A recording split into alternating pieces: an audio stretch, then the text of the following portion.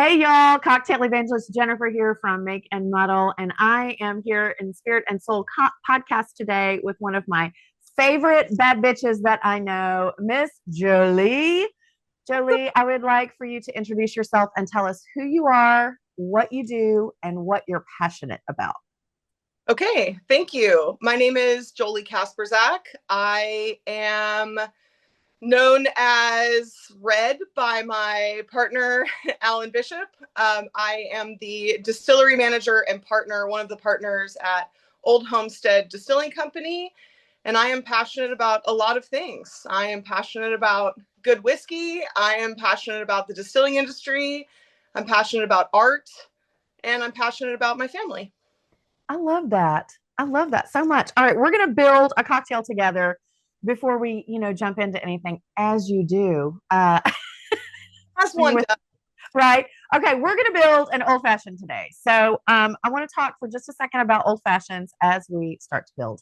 Old fashioned is one of the oldest cocktails on record, and it is just a few ingredients. It is spirit, it is sweet, it is bitters, and it is water. And those four ingredients together can be any. You can substitute anything you want. We love, of course, a whiskey old fashioned, a bourbon old fashioned is what we love. But you can have an old fashioned with any kind of spirit in it, and we're just substituting for that master recipe, right? It could be tequila, it could be rum, it could be brandy, it could be whatever you want it to be. The sweet could be anything from a liqueur to a simple syrup to any of those things. And then bitters are, oh my God, so many bitters available, right? And the water, usually for making muddle, the water happens at in the syrup itself. As we create a simple syrup, we have added water to that. So that's what takes care of that. All right, talk to me, Jolee, about what whiskey you are using today. Okay, so we just brought this back to our shelf. It is Journeyman's Corset Whips and Whiskey. I love this distillery. I love this bottle. It's not easy to find in Indiana. In fact, I'm pretty sure that I've never found a bottle in Indiana, or if I have, it's all been in northern Indiana. I'm in southern Indiana, so this bottle is hard for me to find. We found this in Illinois recently, and I was like, yes, immediately. Put it in the cart right now. Add to cart. Right, grab two of them. So this is bottle 781 out of batch 74. Oh, 74. Look at you, journeyman. I love it. I love it. That's good stuff. So our traditional recipe for old fashions is 2 ounces of spirit of choice, bourbon of choice. And then we have a half an ounce to 3/4 of an ounce of sweet. Okay, so this is really exciting. I guess we're doing the big reveal here, right? On Spirit and Soul podcast, appropriately enough. So Make and Muddle has partnered with Old Homestead Distillery to help with their tasting room menu. And we are also going to start releasing some products together. And one of those, I designed an old fashioned syrup for them called Hoosier Black Forest Syrup. And it has smoked persimmon in it, and some molasses and some maple syrup in it, and some baking spices in it. And it just created, like, when it came together, I knew when I started creating it that it was going to be for y'all, because you and Alan are both so, like, great about belonging to a place, like you feel that terroir deep in your soul about where you are and how the spirits were developed according to that area, right? So I knew that I wanted persimmon in it because persimmon is classic Hoosier, right? I mean, we all grew up eating persimmon pudding from our southern Indiana people. So so then we're going to do half an ounce of this Black Forest syrup in there. That it is going to be released in October of this year. Persimmon season is this long, and it's, there aren't a lot of people doing frozen persimmons in here. What? That's crazy, right? There's no demand for that. That's so weird. And then I'm going to add a couple dashes of orange bitters. And then I'm going to add some ice to this mixing glass. And when we are mixing in a mixing glass, we're doing a couple things. We are chilling, we are diluting, And we are keeping those spirits super clear by not aerating them. Okay. Like would happen if we were if we were using a shaker. So we want that old fashioned to be super clear and gorgeous when it goes into the glass. It's just a bunch of ice noise. Sorry. All right. Now, here we go. So now we're going to stir. And when we stir with a mixing glass, this lovely little bar spoon right here has like a little twirl all the way right around it. See? Because it's supposed to fit in between your first and second finger. And it needs to just, you're pushing ice around the outside of the glass. Look at this master technique from Miss Jolee. It's almost like you've made one or two of these. Just a couple. Maybe just last night we were practicing. You got a little heads up that we were going to be doing this on camera and decided you probably needed to run through make sure you had it right. Okay, so I am using a julep strainer in my mixing glass. I just love this. You can use any kind of strainer you want. You can use a Hawthorne strainer that has the spring gauge in it if you'd like. I love the way that a julep strainer looks. So, and I really like it in my mixing glass. So then we're going to pour that. So this Black Forest syrup turned out so gorgeous and sexy and dark. And it is like, it's literally like the color of blackstrap molasses. It's so dark and beautiful. And yeah, I can't wait to get that in a bottle and put it on some shelves. I'm so excited. I know, I am too. All right. And we are going to garnish with the classic garnish for an old fashioned, which is an orange peel and some cherries if you have them. And I will die on the hill of, y'all, we have worked our whole life not to put maraschino cherries in our old fashions. So they have gorgeous cherries available online for you, or at Costco, or at Trader Joe's, or anywhere you'd like to be. My favorite is Fabry. And I got this jar from Costco a little while ago. And yeah, they're so good. We've got these over here. We've got Luxardo. Of course you do. Your Luxardo cherries. I will also, let me tell you that I think that that's going back to, we've worked our whole lives to get away from maraschino cherries. I enjoy a banana split every once in a while, and I do enjoy a maraschino cherry on a banana split. But let me tell you that if I'm going to a fancy bar, and I know that you and I have had this conversation before, and I'm paying $15 or up for a old fashioned, and you drop a maraschino cherry in that bad boy, I will possibly lose my shit. Fight you. I'm going to hurt somebody's feelings. I don't. Yeah. It's not going to be my waitress, but it's somebody's feelings. Right. We're going to write a strongly worded letter. Like someone's going to hear something from me. I apologize. Do better. To everyone ahead of time. But it is a hill that I will also die on. I love it. I love it. All right. Cheers, friends. Thank you so much for joining me today. Yeah. Okay. Having me. Mm-hmm. All right. Oh my God. That syrup makes me so happy. Okay. I'm so excited for that. I'm so excited for that old fashioned. I know. It's going to be so fun. And you have the exact right clientele for it. You have such great spirit centered folks that are coming to visit there. So for those of you that don't know, Old Homestead Distillery is now at Patoka Lake Winery, right on Patoka Lake in French Lick, right outside of French Lick there. And it is just, I mean, it's like Kings Island or Holiday World for booze. If you like anything spirits or booze related, this is the place for it. And like to be on the water, I mean, come on, it's perfect. Yeah. They have the winery. How long has the winery been there? The winery's been around since 2016. Okay. So that was their, I mean, honestly, when you think about like their expansion into the alcohol industry, the winery was it first. Mm-hmm. I think debating between the distillery and the winery at that time. And right in 2016 is when the state of Indiana opened up artisan distillery permits. So I think they kind of wanted to see how that was going to play out a little bit before completely delving into that industry. So they went with the wine instead, which has been great. I mean, it's served them well and is a huge part of helping us get this expansion going. So yeah. And so then this past year, the expansion into the distillery and the brewery Yeah. happened. And so now, and hotel. You have a beautiful new hotel there that the distillery is connected to. Yeah. Yeah. The hotel has 28 rooms.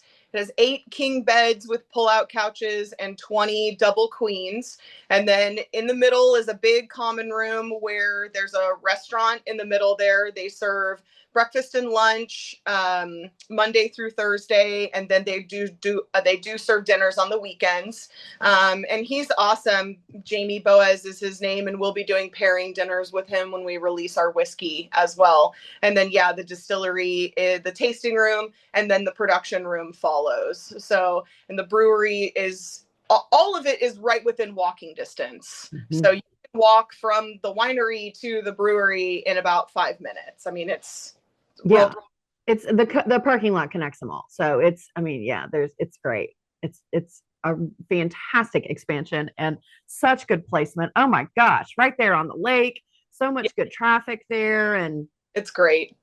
I know. And what a fun, like, especially if you're there for the weekend, you're bringing your boat down, but maybe it rains on Saturday afternoon and you had to come off the water. And I mean, it's perfect. You go in and do a little distillery tour, a little absinthe tasting, because we all know Alan Bishop is a master absinthe distiller in addition to everything else. Yes, he is. Yes, he is. To be released soon. We've got a gin. He's working on 3 absinthes, very different from one another, which is great. We are going to have a whole absinthe corner in our tasting room, simply for doing the entire traditional type tasting. It will be an experience. It won't just be a part of, you can taste the absinthe as part of your tasting, but if you want to do it right and have Alan come, and it will be something that you'll have to book. We're very excited about it. It's so good. There's such ritual involved with absinthe tasting. And I am all about a ritual. I mean, I love it. Right. I think it just gets your head together. Like you just get in this different headspace when you're like, oh, this is something else. We're not just shooting things off the bar. This is an experience about something else. Yeah. Well, everything that Alan does is with experience and intent. So he is, I mean, the ritual means a lot to him because he knows exactly how he distilled it. He knows, I mean, what better way to taste a spirit than with the person, a complex spirit at that, than with the person who created it and knows exactly how much water should go in it, at what temperature. And also he has done so much research about the absinthe lineage in Indiana as well. So it's so interesting to listen to him talk. I don't personally enjoy doing that anymore, but most people do. I've been friends a long time, girl. You're like, stop talking. My God, I can't hear this one more time. For the love of God. No, I'm just kidding. That's hysterical. Y'all are like siblings when I see the two of you together. It is so funny. Yeah, very much so. No, so I mean, he knows his shit. He knows his shit, and he is so immersed in it and just constantly learning and constantly striving to know more and do better. And that's I mean, he's the driving force behind all of those spirits. And so that's really cool, Yeah, I've referred to him as a culture keeper. Like, I think he is such an historian. Yeah. And it's more than that, though. It's more than these are traditional distilling history techniques, blah, blah, blah. It's like, these are the people that came here at this time, and this is what they brought with them. And when they started doing this, I mean, it's so like, and so he is, I think, really great at keeping that culture alive and continuing that work. It's been a joy to watch. Okay, talk to me about being a badass bitch in a male dominated industry, my love. You know what? I've been a badass bitch in a male dominated industry my whole life. That's right. Say it again for those of us in the back. That's right. Whole life. I, at the age of 15 and a half, went into the restaurant industry. I worked at a little hot dog stand in Six Flags in California. And I just stayed in the restaurant industry until I got into the spirits industry. And the restaurant industry is very male dominated, especially in a kitchen.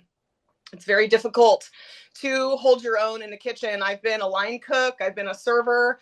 I managed here in Jasper, I managed Buffalo Wings and Rings, which is a large corporate sports bar and restaurant. And so, I mean, that was very male dominated, the customer base alone, right? In a in a sports bar, lots of beer, lots of towers of beer, lots of sports teams, Sportsing. lots of sportsing. It was very exciting. Very loud. It was very... But I got my start. I mean, really, I got my start in the spirits industry when I went to work for a microbrew in Southern California. And Rob and Lena McFerrin owned Wolf Creek Brewing Company. They are still alive and kicking. And they were the ones that taught me how to taste, honestly. They believed in investing in their staff. They would bring in their wine reps that would come in and show, I was just a hostess, and they included their hostesses in their wine training and in their beer training. Everybody had the same menu training. You had to taste everything on the menu before you were allowed to become like a full-fledged employee. That included all of the microbrews. You had to be able to answer questions, know the ingredients. They were the first people coming out of, like, I worked at a barbecue restaurant and I worked at Six Flags. So coming out of those types of restaurants into something that was privately owned by people who cared about what they were doing, that were making ingredients on site.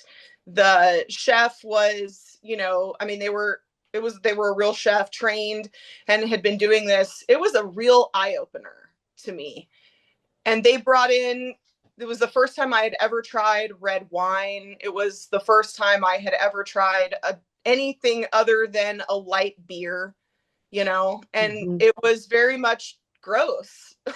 Yes. Gross time. And they were very kind and patient and said, much like coffee, which I had began drinking several years before that, but also had to learn to drink. When you're learning to drink deep, complex flavors, especially flavors that are bitter, because they were teaching me to drink Merlot and Cabernet, there is a learning curve that goes along with that. And you have to teach your palate how to drink those things, how to think about them, in what context are you putting these senses that are coming into your mouth. And so I've always credited my journey into the alcohol industry starting with them, because that's where the education began, 100%. And where you got hungry for education. Yeah. Like when you start that growth piece, like yes. I feel like we're either hardwired for it or we're not. Like I think you can learn to be in a growth mindset for sure. Yeah. Because growth is discomfort, right? That when we get into growth, we know that there's going to be some push and pull, right? For our brain keeping us safe in these ways. But no, we got all this expansion now, and I know more things and I love more things. And yeah. Well, and I love a ritual like you. So there's a special way to open a bottle so that you don't hear the pop. There's a certain way that you serve a bottle of wine that works out well for the people that you're serving it for and for the server. There are ways to upsell. There are certain ways to pair a dark beer and a light beer, or, when you start thinking about all of those things, it really does expand a way of thinking about food and beverage that I had never really thought about before, Well, and I think it's part of what makes you so successful at what you do. I mean, I think you're so good at that. Anytime you and I have had a conversation, it is always about being client-centered, right? You're guest-centered. Yeah. What is that? And that gift of anticipating, I'm going to anticipate what you need. I'm going to anticipate, that's hospitality. I mean, it's anticipation of someone's needs. It's creating and crafting a really lovely experience for people before they know that that's what they want. Yeah. So, and how empowering it is as a guest to have someone that is there to walk you through that, I think. Yeah. Well, and I would like to say that after working in restaurants and bars and being on literally every side of things in the hospitality industry, I'm a hard person to please when it comes to that. I I don't hate know to, what you're talking about. I bet you don't. Sure. It's all of those little things. It starts with when somebody comes and they don't get the bread plate when they take your order, because that's, you're saving yourself steps. Like, pre-busing is a big easy part of getting yourself a better tip. And so when you come from a consulting background and you come from a management background and a cooking background and you've seen all of these things, it's hard to be like, you really nailed it or you really missed the mark, because no one's ever going to get it perfect. And you come to my place, my people aren't going to get it perfect either. The biggest thing about hospitality is that we're all human beings. Mm-hmm. So it's really easy to expect a high level of service, but also not easy to remember this woman maybe, lost her dad a year ago and is having a hard day, or this person's kids has the chicken pox and she's been home for a week and this is her first day back and she's a little off mark. And, hospitality industry depends on people. And when you aren't kind to the people in front of you, then you're not going to get that 100% that we like to deal with. So it's an exchange. It's definitely, we want to provide the best service, but I also think that there is a loss in customer hospitality to workers as well. That's been difficult to kind of deal with. Yeah, absolutely. Have you, when okay, I know we've all hit the ceiling, right? We've all hit the ceiling in our workplace as women. When did that happen for you? And when did you like sometimes it happens and I don't recognize that it's happening until I'm in it and I'm like, oh, this feels not good at all. When were the last time that happened to you and what happened as a result of that? I mean, I think we all hit ceilings for different reasons, right? You could hit a personal ceiling with your boss. You could hit a professional ceiling. I would say the last time I changed jobs, I hit a personal ceiling where it was obvious that there wasn't anything that was going to move past where we were. And no matter how far I wanted to take my job or how far I wanted to grow within that company, that was not going to be possible. Previously, it's definitely been creatively, I've hit a ceiling or I've been refused a raise. So once I'm refused a raise, but I'm working next to a dude who's making more than me and we're doing the same job, then I'm done. Or if I've been promised a raise and then it's been kind of promised but pulled back, promised but pulled back, promised but pulled back. That's a thing that's happened. I was promised like a GM position in a restaurant, and then it was like, well, you're not ready. And there were all kinds of reasons for why I wasn't ready. And I mean, okay, right, to a certain degree, but also you're never going to be ready for a job you've never done 100%. And so once it was obvious that I was just never going to be ready, and then I had overheard conversations of this job being promised to other people. And I think it comes down to confidence. I'm highly employable. I know that I am good at what I do. I know that I'm a fantastic operational manager. I don't know if I'm a good distillery manager. I've never done that before, but I'm sure as hell going to give it my all and really try. I know how to run a tasting room. I know how to run a restaurant. I can do all of that almost with one hand tied behind my back and my eyes closed. I've been doing it that long. I'm almost 50 and I've been in the restaurant industry since I was 15. I took a couple of, respites to do other things because, as you know, the restaurant industry can steal your soul. Yeah, it's the hardest work I know. That and catering. I mean, literally, catering, hospitality is just, it is hard work. Yeah. Yeah. And then I just kind of got back into it in a different way. Right. So, but yeah, I mean, I'm not going to hang around if I'm not being appreciated, if I'm not being paid, and if I'm not learning anything, and I'm just a like I've just become a really well-oiled machine, that doesn't work for me. Mhm. It Yeah. doesn't. Yeah, I agree. I like that. When was the moment that you knew you, like when you were going from restaurant industry and hospitality in that way, and then you transitioned to spirits industry Yeah. and cocktails, and like when did you know? When you were like, oh no, it's here. It's not here, it's here. Yeah. So when I left the restaurant business, I went into marketing for a winery and a distillery. That's where you and I met. And I had no idea. I knew nothing about marketing. I don't know, but I worked for several large corporations. I had worked for Six Flags. I had worked for Buffalo Wings and Rings. I had also worked for 10 years at a sign company, doing graphic design and install. And so I knew about marketing, and, you know, I'm a sponge. I also have ADHD. So I like to think that I'm like a small professional and every single thing that I've dabbled in, because Well, we deep dive. I mean, that's one of our traits as ADHD people. We're gonna deep dive. So yeah. Right. So there was just a lot of learning, and like going also to other people's pages who it was like, okay, you're doing this, right? What are you doing that I'm not doing that I can do myself on my phone? Mm-hmm. So once I started getting into that, and then spirits were introduced, and I started learning to taste whiskey, and we got into cocktails. My husband is a bartender, has been a bartender the whole time I've met him. So I enjoy cocktails, but I never really looked at it like the way you look at it. I never really looked at it like, I always looked at it as an addition to, right? A great complement of, right? You're going to have a dinner, so you get a nice glass of wine. You're going to have this, you go and you have cocktails. You go, I never looked at it as its own small little art entity.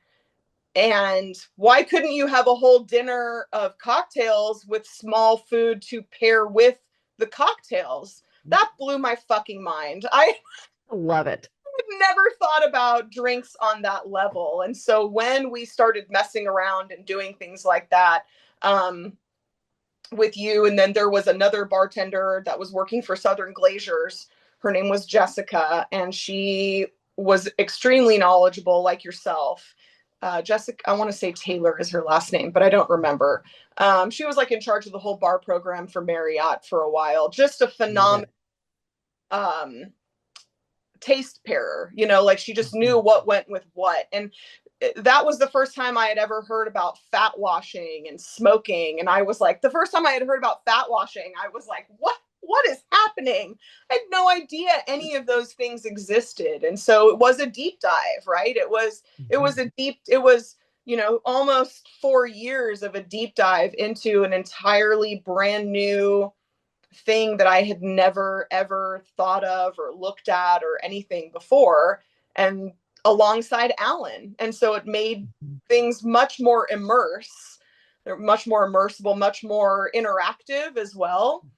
I would come in and there'd be samples on my desk at 9 a.m. and it'd be like, tell me which one you like. And I had never had whiskey before. Like, my first time trying whiskey was Crown Royal. It was terrible. Okay. I thought whiskey tasted like. Right. Right. You know, and I think that this is one of the things that I love so much about working with you and Alan is your innate curiosity that you have about things. Yeah. And if someone were to say to me, you know, what's your secret to success about creating flavor profiles? It is curiosity. It is literally asking, I wonder what would happen if we did this instead of this.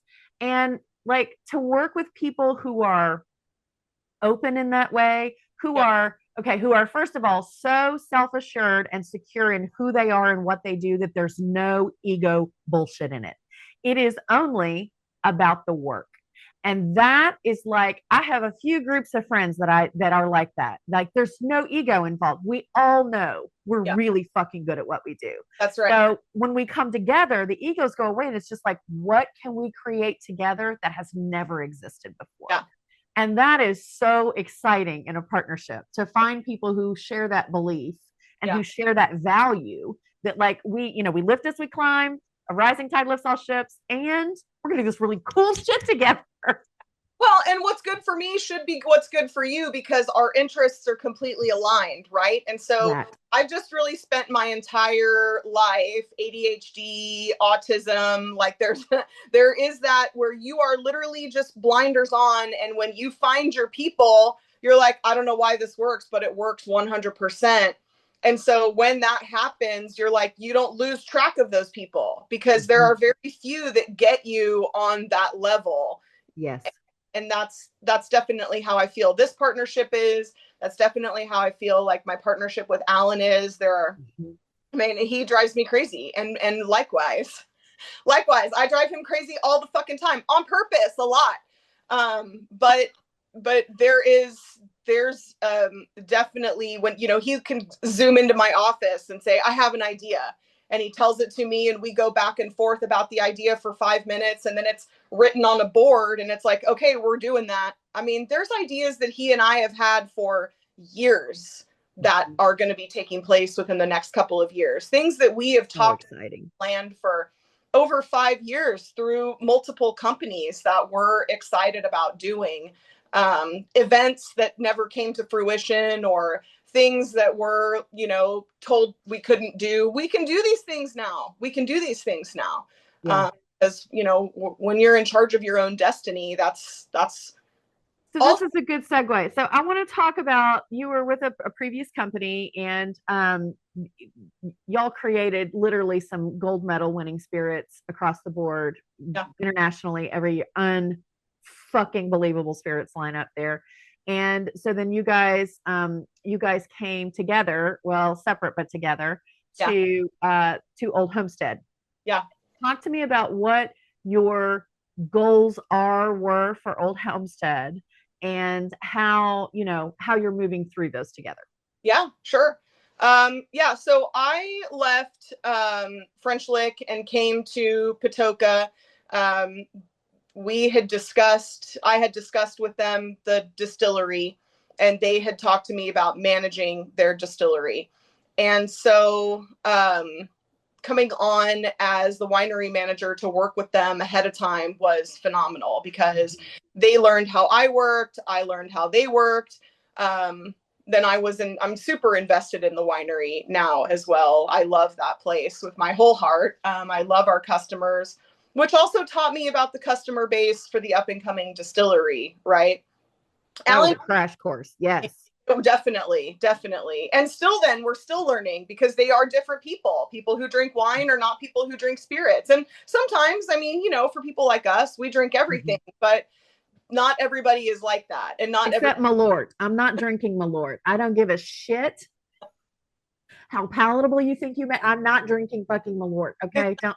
Yeah, it's not. It's a dare. It's a dare. It's not meant to.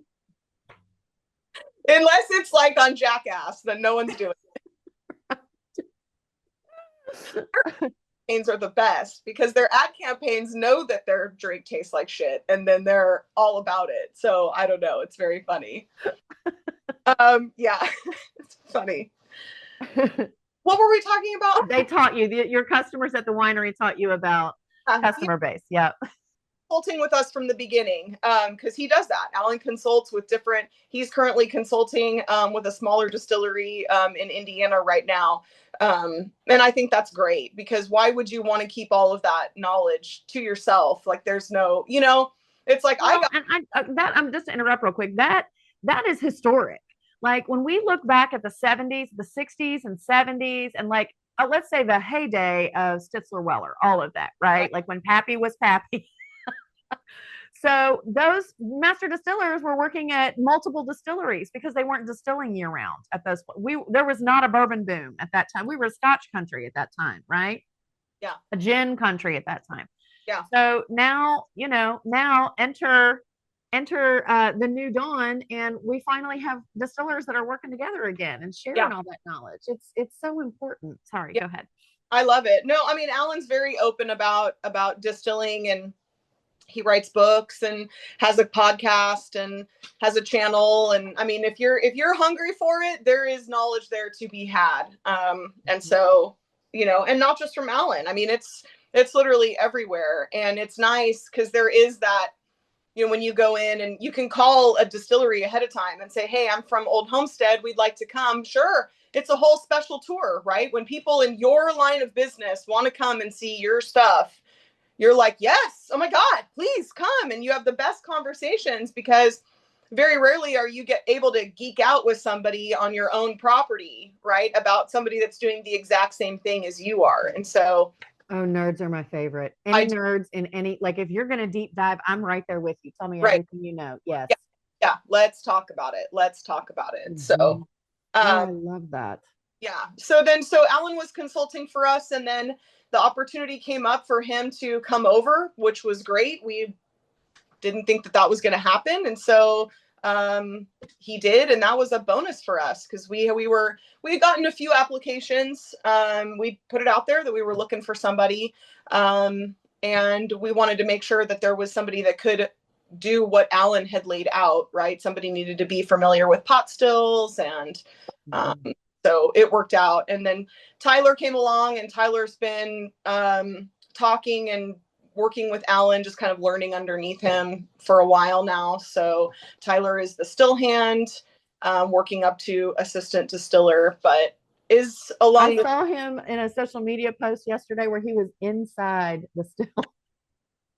He was doing something in there, and I was like, he literally like goes in through the top of it, and I was like, what in the hell? Call OSHA. This does not seem safe. He's the only one that fits. Me and Alex ass do not fit into that still. I love it. That's hysterical. I love it. All right. So talk to me about you have had some big changes over the last few years, right? You were doing marketing, and then you moved, and now you're distillery managing, and you're winery managing, and you're kind of doing all the things here. So talk to me about your personal growth over these past couple of years, and what was challenging in ways that you did not expect, what was easier than you thought it was going to be, and what you have really discovered, any big things that you've discovered about yourself in that process. Sure. I mean, I would say like the biggest glaring thing, my dad passed away at the end of 2023. So all of 2022 and 2023 specifically was spent flying. I'm from Southern California. My whole family lives there. So I flew 5 times in 2023 back and forth to California, where it was like, they think it might be today, or they expect him to maybe go tomorrow. And then, he like gives the nurse the finger and lasts another 6 months, but my dad passed away from heart condition, but he had dementia before then. So for anybody who has lived through that, or you just had a parent die, just in general, it is really a learning experience. I do not recommend it. But 0 stars. Yeah, 0 stars for sure. But I learned more what I already knew, and that was the people that I had put myself with were 100% the people that I needed to be with. I probably took close to 6 weeks of leave time in 2023, and a lot of it was on a 24-hour notice when I came and said, my dad's dying and I'm leaving tomorrow. And they said, let us know when you think you might be back. Mm-hmm. And literally everything was covered. Nothing was ever said to me except, how are you? What can I do for you? And so when you find yourself surrounded by people who uplift you in your darkest times, which no one ever expects, right? Those times no one is like, okay, hey, and so in the next couple of years, you're going to really, go through some horrifying events. No one gives you a heads up. And even if they did, there's no way to prepare for somebody who raised you, not knowing who you are. Like there's, or with my dad, there was a lot of anger and violence that went along with that, because when you don't recognize where you are and you're a previous cop and a previous veteran, you go into, there's a post-traumatic stress disorder that happened. So he had to be held down on his bed several times. It was very difficult. It's very difficult seeing all of those things happen and then just watch somebody deteriorate is very difficult. And so I learned a lot about myself personally through that, and just knew that I was in the right place. I was in the right place, and no one ever questioned why I wasn't like happy, or you know what I mean? Like, what's wrong? Are you okay? Like, everyone was just very understanding and they just knew that if I was not having a good day, it's because there was probably something else going on that they didn't know about. Or if I showed up to work however many days in a row looking like I had bawled my ass off on the way to work, I probably had, and there was no push to have a conversation about it, or there was just so much grace. That's the word. There was so much grace given with time that I needed and we were building a hotel. And so there was a lot of time, we did so much of that hotel by ourselves too. Our crew, there was probably about 6 or 7 of us, painted every single room, bathroom, common area, whatever, two coats. But we saved almost $1 million doing that, 500 to $700. So, when you look at things like that, it's like, yeah, we can paint all winter when we're not busy. I mean, we've got dock hands that usually don't have a job, that, might have to get other seasonal work or just kind of hang by through the winter months. If we can employ them, great. That's great if we have work for them to do. So there was a lot of traveling and being in this terrible kind of reality where my dad is actively dying, and then going back and putting earbuds in and painting a bedroom like by myself. So and what therapy that is, just the motion, whether you wanted it or not, right? Because some days it was therapy, and other days it was like, if I don't get out of my own head for 10 minutes, I'm going to lose it. But it was good to come back and see, this is your future, and this progress is not stopping. It continues on. When you are back at work, we need you here. You're right back into it, and like I said, with grace, not, expectations of doing something that I wasn't emotionally capable of, but just a welcome back. Here's what we're doing today. And it was very much the reprieve that I needed from the two, from the dichotomy that was happening. So I personally grew a lot. I found that on the other end of that, I care less about dumb shit now. And so what did you have to let go of? Perfectionism, and you want things to be a certain way. I know that is kind of universal, but also like every ADHD person I know, and myself included, is like, there is an element of perfectionism about us that is unattainable. It is unattainable. And then also the part of, once you attain that perfection, then you're like, well, it's fine. Okay. Okay, check. Yeah, moving on. Okay, if it's not perfect, that's fine, because the cost benefit analysis here was exactly. I got to that point, cost benefit analysis. What did it take me to get here? I know it's attainable, but I also know along the way that these other 5 steps, stopping here, would have also been just totally fine. And no one is going to know the difference. Yeah. So there's things that, like, even like little things that you stress out about that no one cares but you. No one cares. I know. There are so many hills. Like, I literally just have a couple of hills that I die on anymore, but yeah, they are uphill. And you just think, is this worth it? Is the result worth the process that what we're having, the energy that is being expended to get here? The resource suck it's taking. Yeah.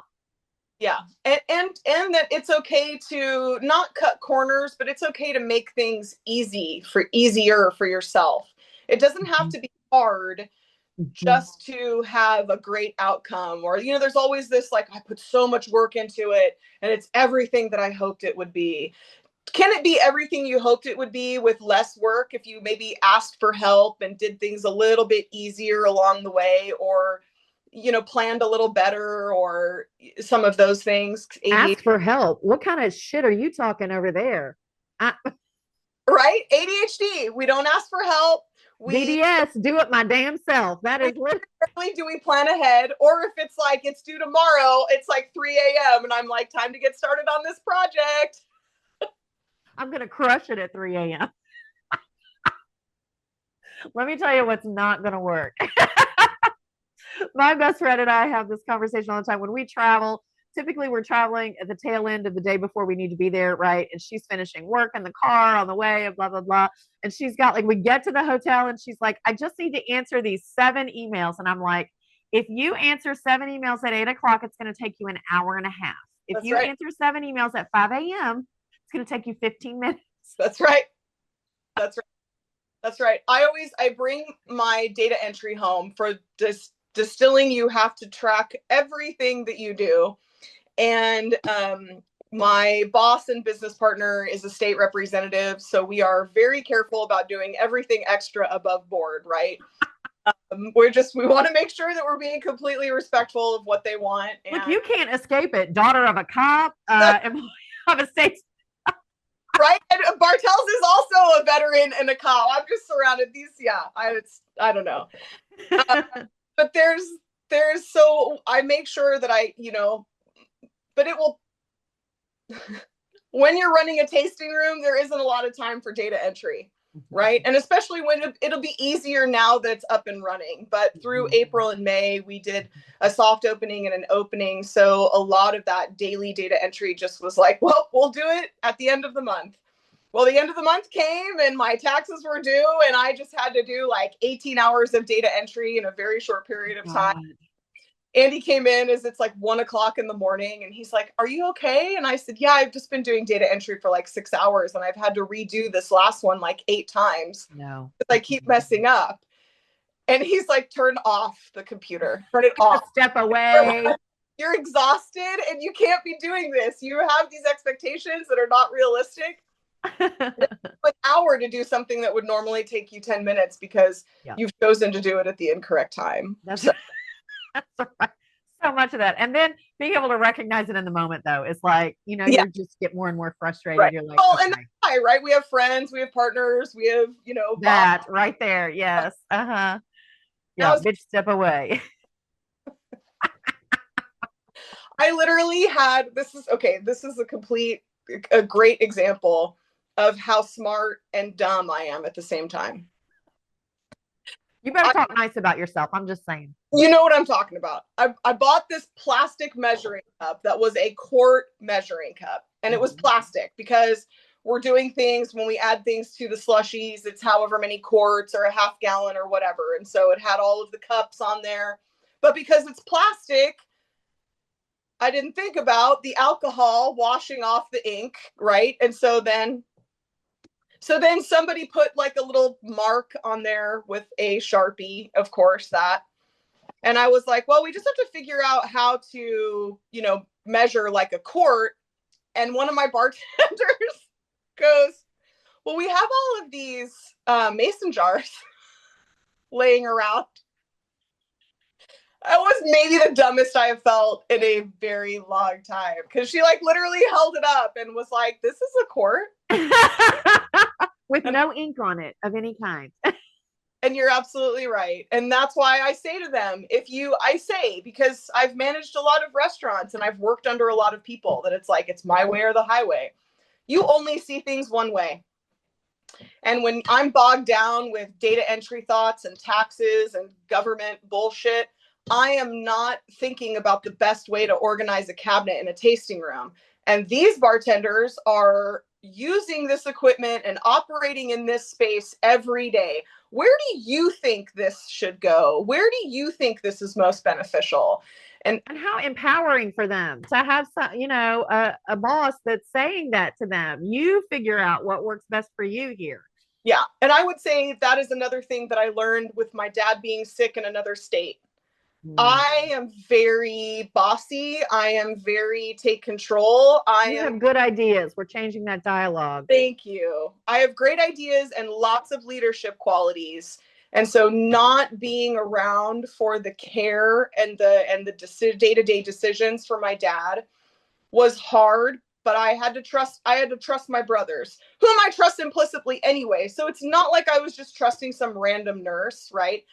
Or some random person that was there when I wasn't.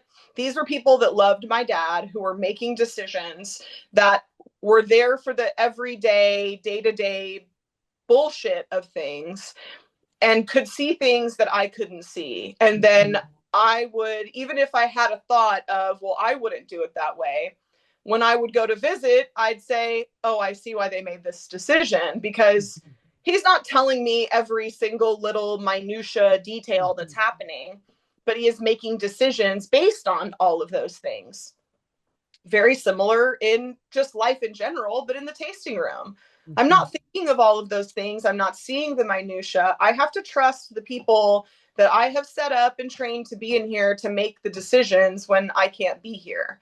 If you can't trust your employees to do those things, then you shouldn't be hiring those employees. Maybe it's somebody you don't trust or whatever, but you can't be at your place of business 24/7. And you have to be able to allow somebody to make a change for the better, even if you might not necessarily agree with that, or but you're not there all the time. You know what I mean?